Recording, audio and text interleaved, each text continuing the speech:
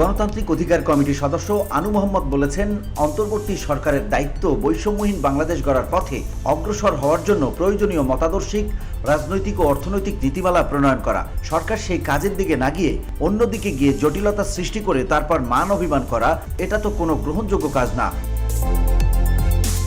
শুক্রবার দুপুরে গণঅভ্যুত্থান পরবর্তী বাংলাদেশ কেমন বাজেট চাই শীর্ষক এক আলোচনা সভায় সভাপ্রধানের বক্তব্যে অধ্যাপক আনু মোহাম্মদ এ কথা বলেন। জাতীয় প্রেস ক্লাবে এই সভার আয়োজন করে গণতান্ত্রিক অধিকার committee.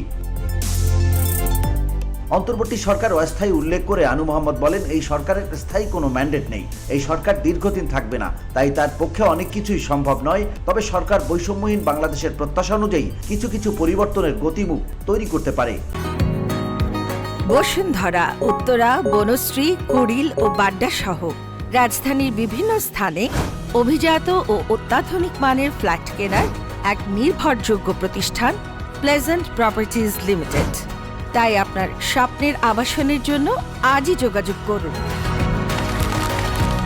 Pleasant properties limited, where destiny matches eventually. অধ্যাপক আনু মোহাম্মদ বলেন, জাতীয় সক্ষমতা বৃদ্ধির চেষ্টা না করে ধরেন চট্টগ্রাম বন্দর বিদেশি কোম্পানিকে দিতে হবে। প্রধান উপদেষ্টা এমনভাবে ঘোষণা করলেন, এটা দিতেই হবে, যে কোনো মূল্যে দিতে হবে। হাই রিপ্রেজেন্টেটিভের নতুন নাম দিয়েছে ত্রাণ চ্যানেল। দুটির ঘটনা তো একই, এগুলো করতে হবে, কিংবা স্টারলিংকের সঙ্গে চুক্তি করতে হবে। সবগুলোই কোনো না কোনো ভাবে জাতীয় সক্ষমতার বিকল্প হিসেবে হাজির করা হচ্ছে। VOD Bangla news desk.